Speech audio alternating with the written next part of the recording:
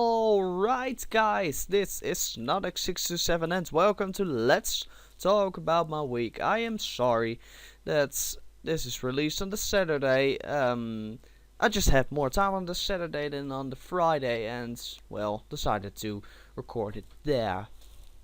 So I could enjoy my free time on Friday even more. Well, doesn't make any sense. But let's go. Last week, Saturday, 13th of June. We start off with, of course, the two top tens of artists because it was the last Saturday for the first half of the month. For the end of the first half of the month. Well, we got a top 10 for Lenny Kravitz, the American rocker, and his top 10 is: on 10, It Ain't Over Until It's Over; 9, The Chamber; 8, Little Girl's Eyes; 7, Push; 6, Mr. Cab Driver; 5, Believe in Me; 4, I'll Be Waiting; 3, Fly Away; 2, Where Are We Running; and on 1, Rockstar City Life. Yeah, Lenny Kravitz has been an artist that I've liked my entire life probably. Yeah. He has such a good funk rock sound, which is always awesome to listen to again. The song Rockstar City Life, I remember back when his album Black and White America came out. This was the first free track he gave away. So I've listened to that a lot of times, and well, as you can see, I'm still not sick of it. So that's a really good underrated track. Where Are We Running? Of course, that's a top hit. But how can't you love that fast lane, man, on the plan, 24/7? Oh, yeah, that's a totally awesome song too, and everything else in the top 10 too. Let's move on. The second top 10 is of Dio, the band of Ronnie James Dio, R.I.P. So let's go through his top 10. 10, Why Are They Watching Me? 9, Straight Through the Heart. 8, Evil on Queen Street. 7, Caught in the Middle. 6, Don't Talk to Strangers. 5, Lock Up the Wolves. 4, Night Music. 3, Stand Up and Shout. 2, Holy Diver. And on 1, The Rainbow in the Dark. Yeah, it's a little bit of a shame for Ronnie James Dio, because when I looked, I have all of his studio albums, but when I looked at my iTunes, how much I listened to them, it was really Rainbow in the Dark had, like, I believe 53 plays. So that was okay, but only the albums Lock Up the Wolves and Holy Diver had more than 2 plays for every song. So yeah, I really did not give any attention to the enough. And well, I went through all the songs again, but I did not really concentrate on listening to them. So I do not remember them very well, and well, I believe he's gonna have to suffer another time till he's selected another time. So that's a shame. Still got some nice new tracks that I like of him, of Master of the Moon and Killing the Dragon. So that's good too. Yeah, let's move on. Of course, the 13th of June, 3 p.m. Local time in Le Mans, France. The 24 hours of Le Mans started. the biggest endurance race of the world, and maybe even the biggest ever. I've never really watched Le Mans, but this year, of course, Nico Hülkenberg competed there, and well, yeah, I just started to give it a go. Also, yeah, of course, I've been watching a lot more racing this year. So yeah, why not do that too, Le Mans? And I totally had a blast with it. It was really awesome, Le Mans. So, but we'll talk about results and stuff a little bit later on. So on the same day, I told you last week that probably Priest. I was gonna go to Judas Priest, and well, unfortunately, I didn't have anyone to go with me. So yeah, I didn't have had not bought the tickets yet. So yeah, in the end, I did not go to Priest, which is a shame because I really started liking it. So it had such a good feel to that. Just a classic heavy metal in the depth of night. Love bites, love bites. Which would have totally be quality to hear the song "Love Bites" live, because of course the I do not know the how old Defenders of the Faith is again. Yeah, I don't know that. It's of course the anniversary of Defenders of the Faith, and some good tracks of there. Also, Jailbreaker, and of course classic Priest tunes. I'm an acting electric spy. I'm protecting electric eye. And breaking the law, breaking the law, breaking the law, breaking the law. And of course, also the new songs of Redeemer of the Souls. Fire in the sky. That's there. I do not completely remember it, but I listened to Redeemer of Souls once before actually considering going to Priest, and it bored me to tears. But then I listened carefully again, and I discovered, whoa, this is such an amazing record. So yeah, in the end, it's only a shame that I couldn't go, but well. So Priest will come back another time, and then I have someone to go with me, hopefully. And well, at that time, I'm probably gonna be in my 20s. So yeah, enough people to meet, hopefully. So that's the Saturday. Let's go on Sunday, 14th. Of course, the Moto 3 we begin with. From Spain, Catalonia, Barcelona. And who's in first again? Yeah. Goddamn Danny Kent. Seems to not not win a race again, but then in the end he's there. Yeah, look at me slipstreaming. I'm in first. Oh, for 35 thousandths of a second, he was clear of Nia Bastianini, and well, why can't they just get him out of the way? That cat. I'm getting really tired of him winning all the time. And yeah, it was a great race though. The Moto3 guys really know what to do to make me love their races. Uh, also, let me see. Are there anything?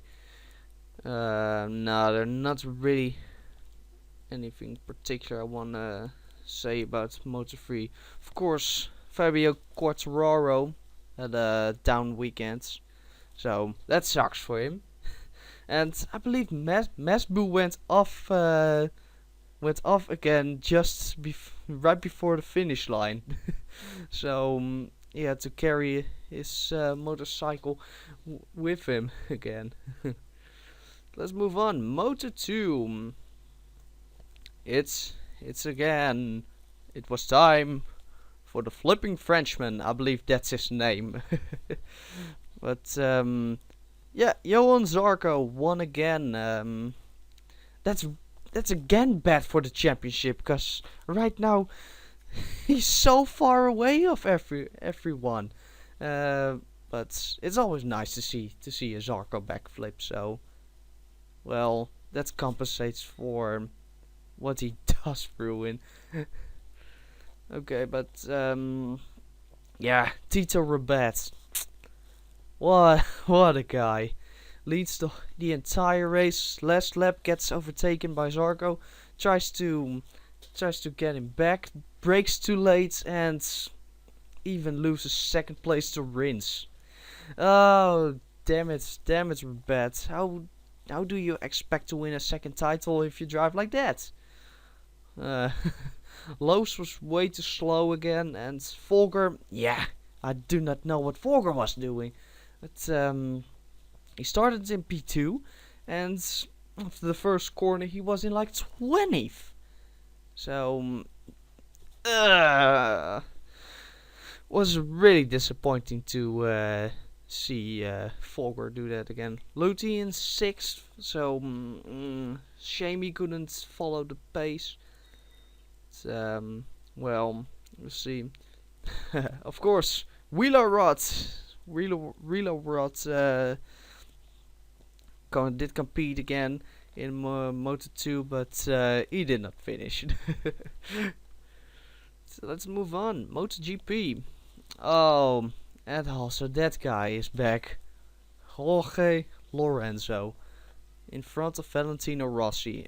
Rossi was really good. Was really good again. He was faster than Lorenzo, but if he gets the qualifying right on Saturday, he might be able to get it to be in front of Jorge.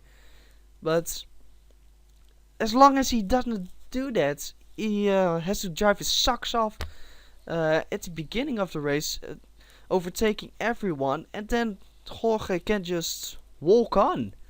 But that's not what we want. We want Rossi in first. The gap is only 1 point right now, still in favor of Valentino Rossi, but I'm worried. I'm so worried. It's already Jorge's 4th consecutive win, and I don't want it to win anymore because I want Rossi to win.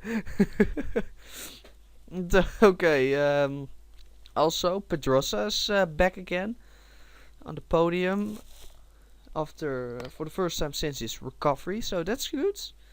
What did we also have? Yeah, Marc Marquez. For fuck's sake, he's too eager again. Wants to overtake Jorge into the corner after the straight. Goes into the brakes way too late. Almost hits Jorge and goes off himself. Yeah. Marc Marquez. I don't know what to do with you this season, because it's not looking like anything. But he will come back, and he will still take wins. I seriously believe in that, because it's still Marky Marquez. He dominated last season with 11 consecutive wins. So we all know what he can do, and we all hope he won't do that again. But there still is a possibility, and I'm worried about that.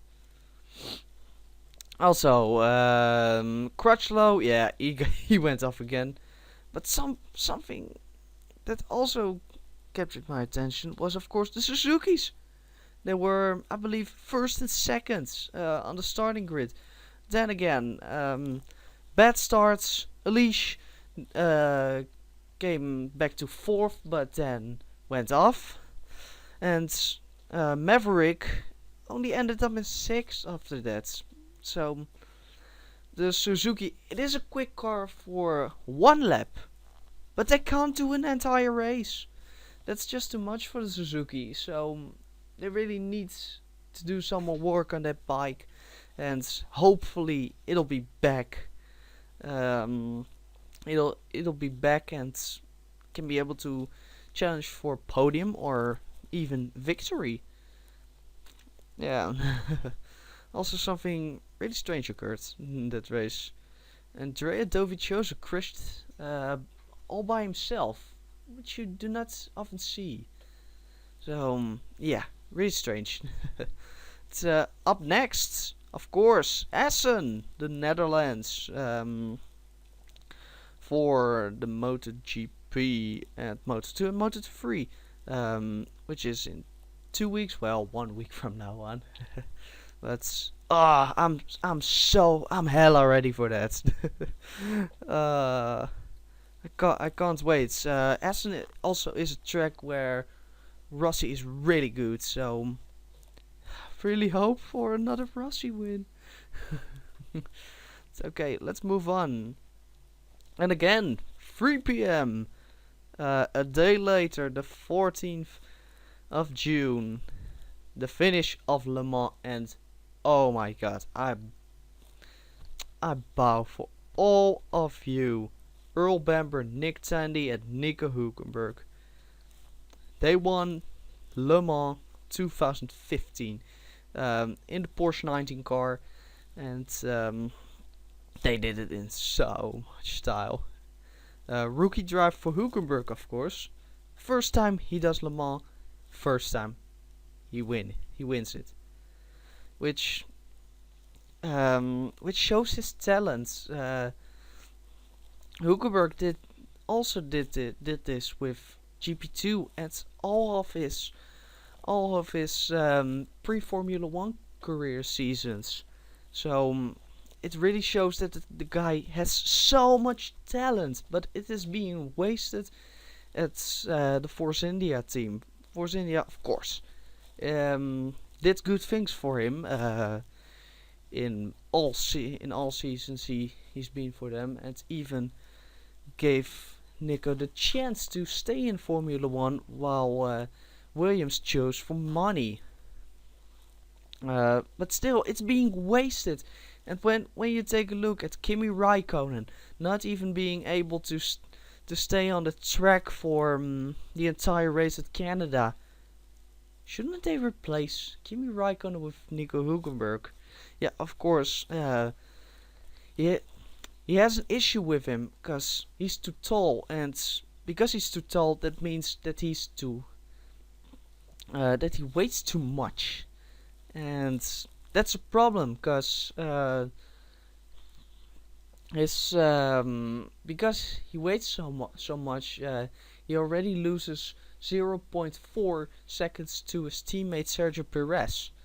So it's a really hard world for Nico Hulkenberg, and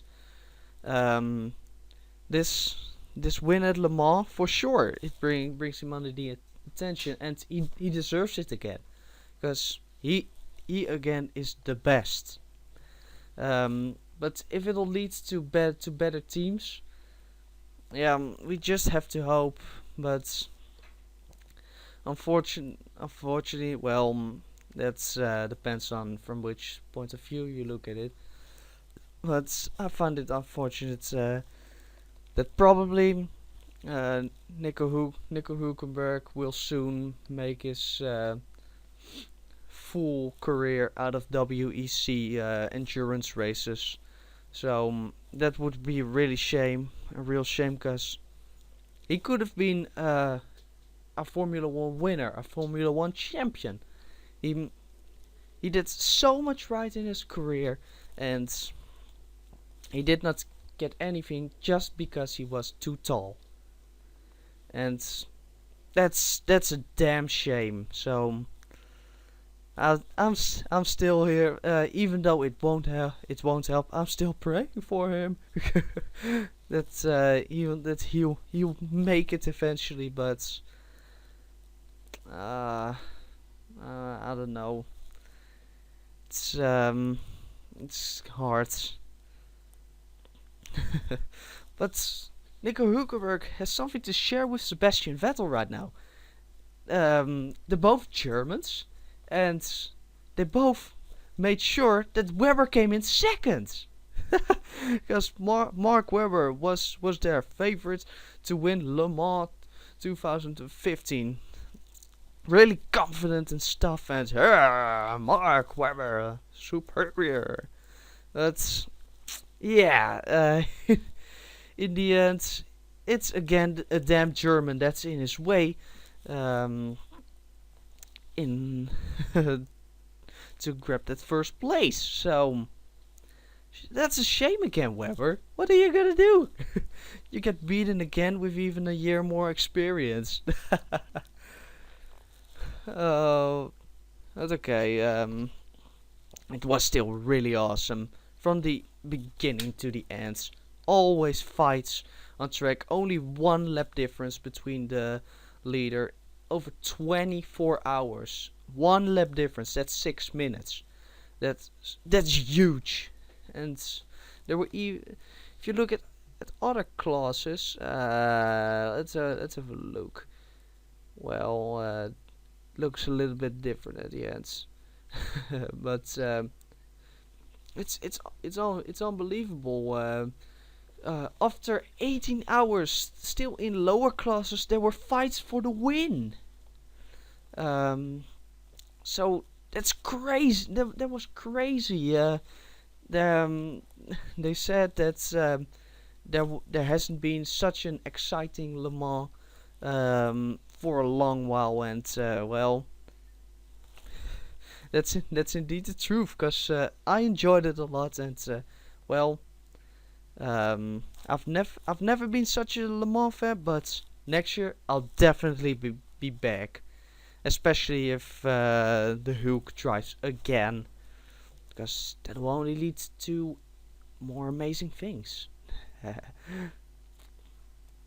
But okay, let's continue. The same Sunday, I uploaded my Life is Strange theory of Chloe Price is Dead Griffiths, where I was talking about. Uh, yeah, it not serious at all. Not serious at all, indeed. But oh, I had such a good time making that dance. Well, I could not spend my Sunday evening um, at the Judas Priest concert. So yeah, why not do that? Why not do this instead? And yeah, I really liked it, and I don't regret any of it of putting my time in there, and it was awesome.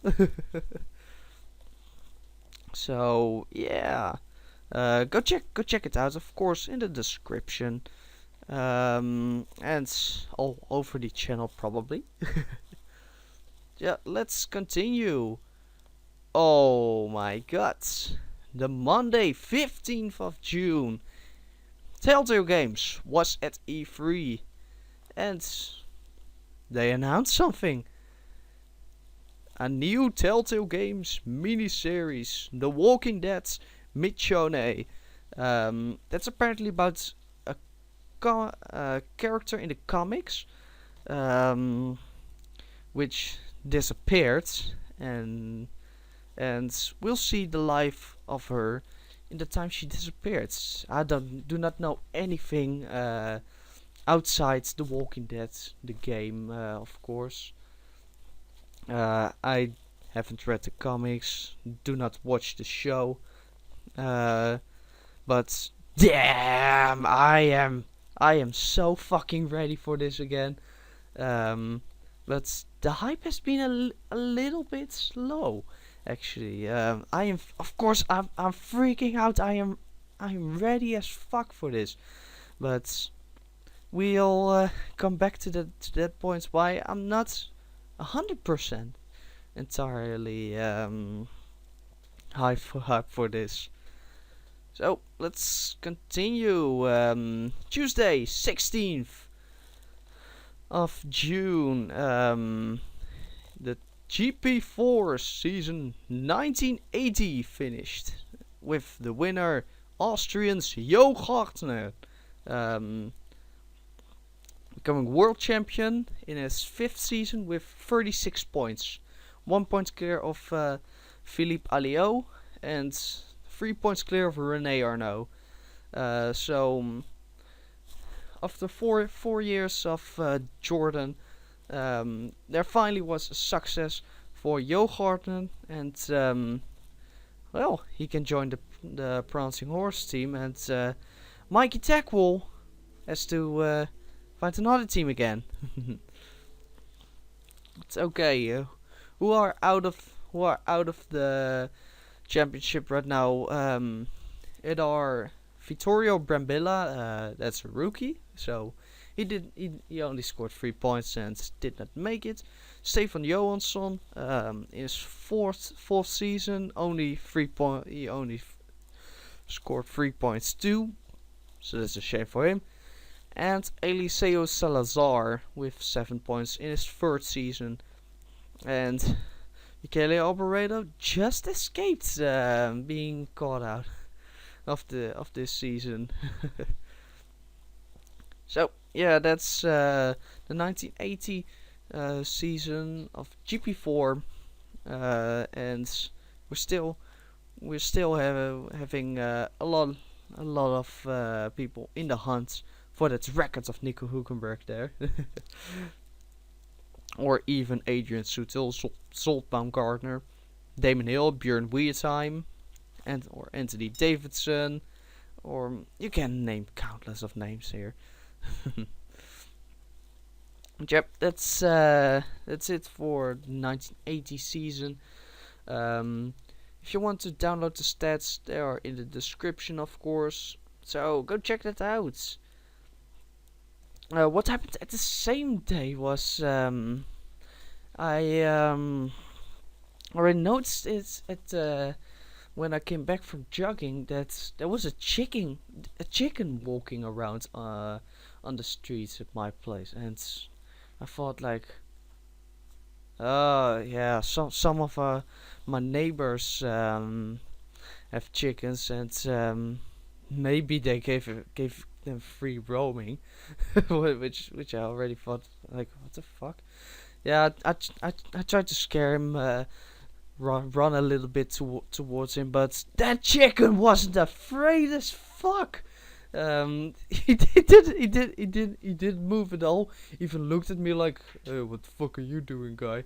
And when I passed him, he even chased me and probably made me more scared than I scared him. So that was pretty awesome. But then 10 minutes later or something like that, my cat Lucas is suddenly chasing the chicken, but not really chasing. He was staring at him and looking at it like, why is it so close to my garden? I don't want this here. But also clueless, Luca couldn't attack the thing because it was too big, it was unknown, and it was scary and stuff. So I've never seen anything like that. My dad picked it up. The chicken didn't resist at all. Was just like, oh, what's going on? did not make a single nervous move, and that just brought it back to its owners. And I thought, I've never seen this before. I'm ready for chicken tonight. That's okay. Yeah, that's that was kind of crazy. I've never seen that before. So yeah, let's move on. The same day I ordered Gamma Ray tickets. So Wednesday, Wednesday, 9th of December 2015. Proba and me will go to Gamma Ray, which is gonna be pure, of course. Kai Hansen and his gentleman.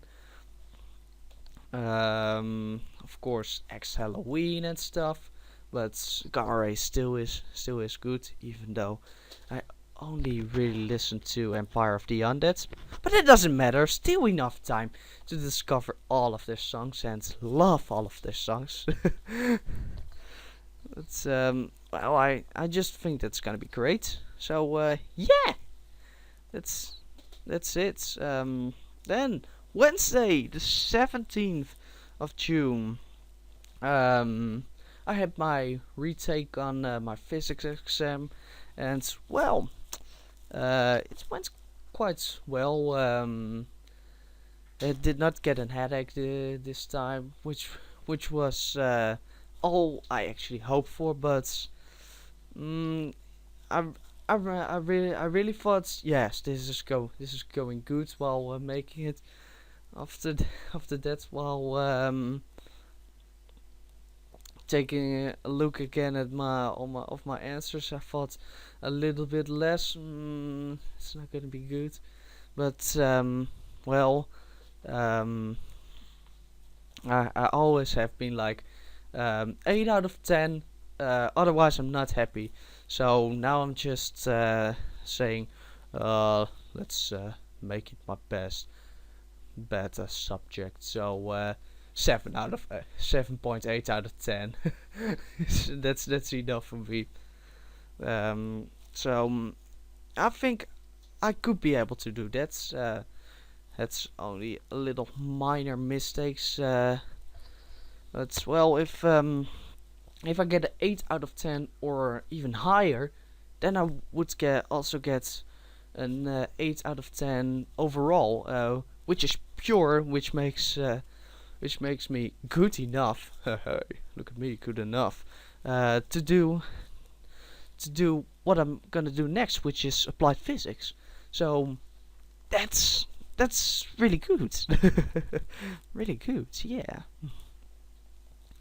So the wait is real for for another week or so, and hopefully next week or the week after that, I can report back to you that I am really a really happy person. But, until then, we wait. Okay, let's continue. Yeah, shame. The same day. When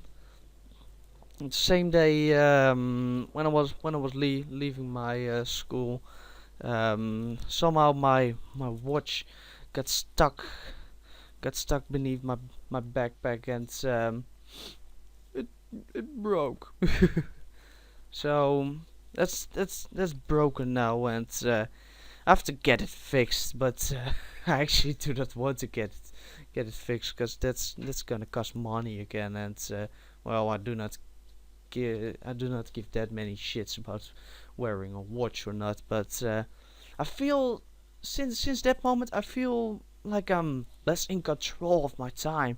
Um, I feel like more that I'm guessing like, what time is it now? And then I raise up my left arm, and I think, oh. But yeah, okay. That's the story of the broken watch. Let's now continue to Proba Approves 40. Of course, Wednesday. And another great Proba Approves list with with Mysteria by Edguy, Disintegrator by Flotsam and Jetsam, Raise the Flag by Airborne, Lost in America, Halloween, Great Expectations, Porcupine Tree, The Cold-Hearted Man, AC/DC, White by Lights, Serpens Cauda, by Edgelog, Transscience by Steven Wilson, and Beginning of the End by Judas Priest. So that's cool. Another good Proba Bruce album. If you want to check it out, it's in the description. You can download it there. And well, that's all I really gotta say about it. But then, the news of the week, the 18th of June. Oh my God! Iron Maiden, their 16th studio album, The Book of Souls. It is finally coming to us. Oh, I've been a Maiden fan since 2010. Maiden was the band who dragged me into music and made me totally love it. And sometimes I do not give them enough credit, but they for sure all deserve it, because it's such a perfect band. There's not a record of them that disappoints me, and every time I listen to it, I just get the feeling of amazing Iron Maidenness. the pure metal, and well, it's good to hear that even a 16th album is coming out right now. So it is 11 tracks, a 2 CD, which is pure, 92 minutes. Jeez, they even got the new song Empire of the Clouds, which is 18 minutes long, the longest Maiden has ever done a song. So I am totally ready for this. Yeah, I already the second they said you can pre-order it now. I bought the deluxe edition, and I can't wait to have that new Maiden album in my hands, and get that physical copy. So September 4th can't come soon enough, because I am hella ready for the new Maiden album, The Book of Souls. So I'm ready. Okay, let's continue. The 18th. Yeah, I already told you that the Walking Dead hype wasn't it wasn't that super hype like it was before. So I noticed the same thing that first day, because I was playing Tales from the Borderlands again. Yeah, I know I'm a bad person. I downloaded it before I finally bought it today, along with Game of Thrones, for last Thursday. Um, but after 3/4 of an hour, I found myself being a little bored. But how come? How come I get bored? Of course, episode 1 of Tales from the Borderlands does not have Handsome Jack yet, and damn, I love Handsome Jack. But that's not the only problem. It has something to do with Life is Strange again. It's kind of I loved it so much that it kind of takes all the energy away that's everything Telltale Games has, that I can also enjoy that.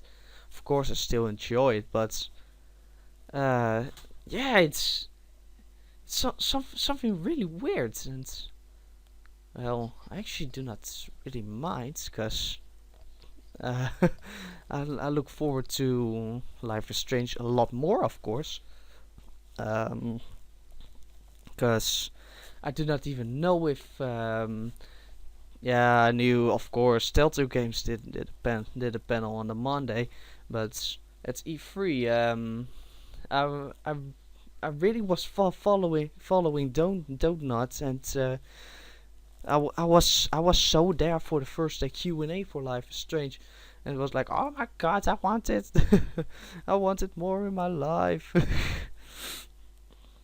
So that just shows you that I'm totally in love with that Life is Strange, and well, it's not 100% completed, of course, but damn, it'll give The Walking Dead a good run for its money.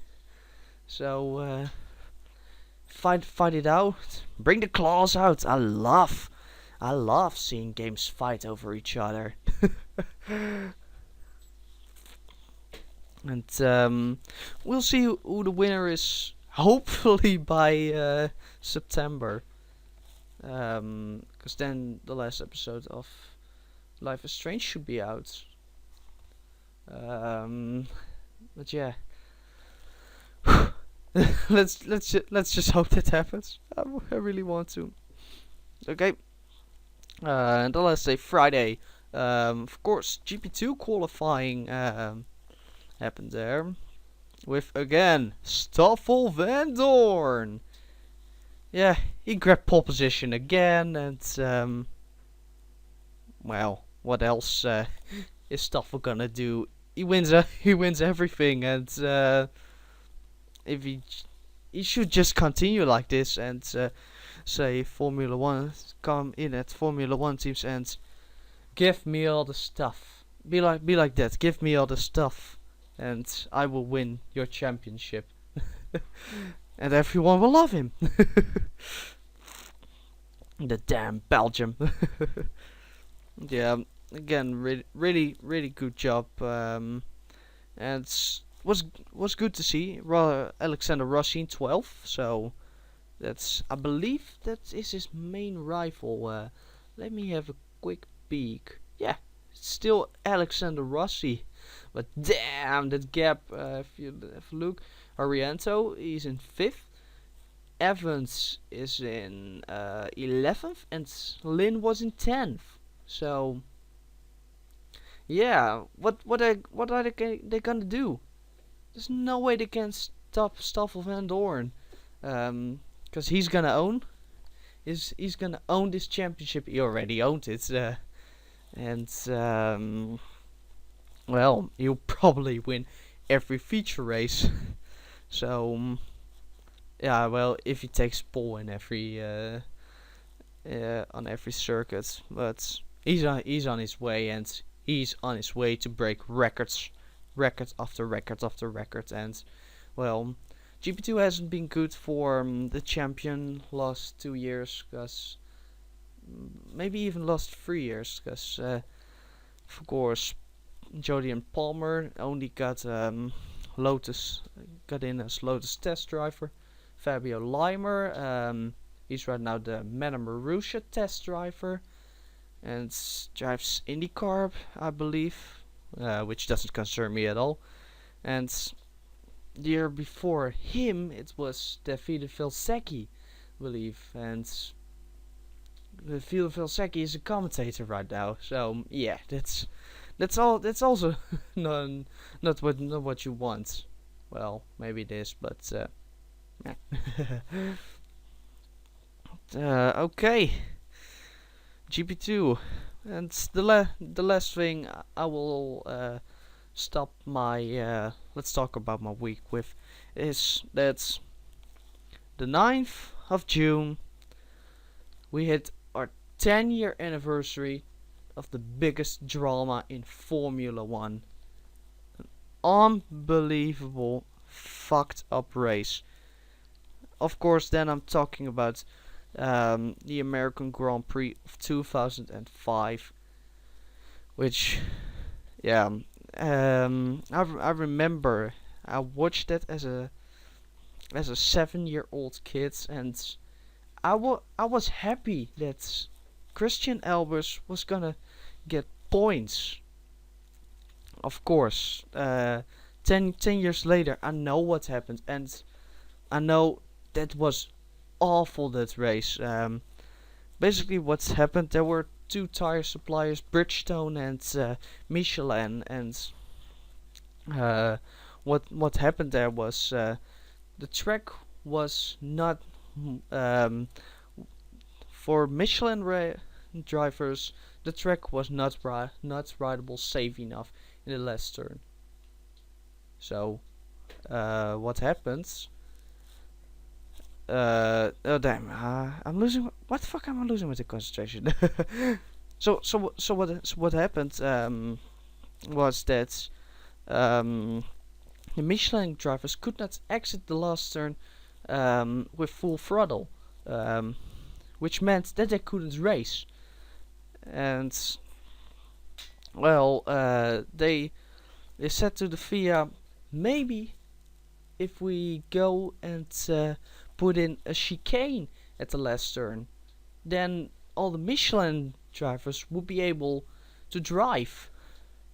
But the FIA did not think so, and just kept the corner like it was, and well, that of course meant that all the Michelin drivers could not race, and even all the Bridgestone suppliers, Minardi and Jordan, except from Ferrari, because Ferrari did not even attend that meeting to change the last corner into a chicane, said that they were gonna boycott the race and would not start. But in the end, it was Jordan who started, and even and with that also Minardi who started the race. So yeah, it's still a hard thing for Formula One. If you look back, massive non-respect for both the FIA and Ferrari, because they were both working together. Ferrari got 18 points that race. It's the maximum amount of points they could get in a single race, and well, which put them in championship contention again. So yeah, I have no respect at all for that day, and well, it is just a pure shame that it had to come to this 10 years ago, which of course also led to Michelin stopping being a Formula One tire supplier, and stopping with hosting an American Grand Prix, because they could never get enough spectators again, because even at the 2005 American Grand Prix, though they had the most spectators all season, and then to pull this fucking crap, Bernie, it's unbelievable. He even said in the grid walk to Martin Brundle, he said when Martin asked how about Formula One and how about Michelin, and he responded, not good. So he fucking knew what was gonna happen, and he did not do anything to avoid that horror day. It's literally the day that Formula One in America died, and of course that lost a lot of respect. It was a drama, a blunder, from the pinnacle of motorsports, and well, it was not a good day. And well, even though some people do not want to be remembered of that day 10 years ago, but I think all of us should to stop and look at how fucking much was wrong that day, and how much the FIA could have done and did not do, and how they are, even though they are getting a little bit the not in the best times, the heads of the FIA, but they cannot do that ever again. Make that happen. So, long story short, it shouldn't have happened, and hopefully it won't happen ever again in Formula One. Such a tragedy. But that's it. 50 fucking minutes. Jeez. I'm in a talking mood today. That's okay. Well, that's it for let's talk about my week. For this week, of course, I will be back next week. All the appropriate links are in the description. And, well, this is Snodix67. And I will see you next time.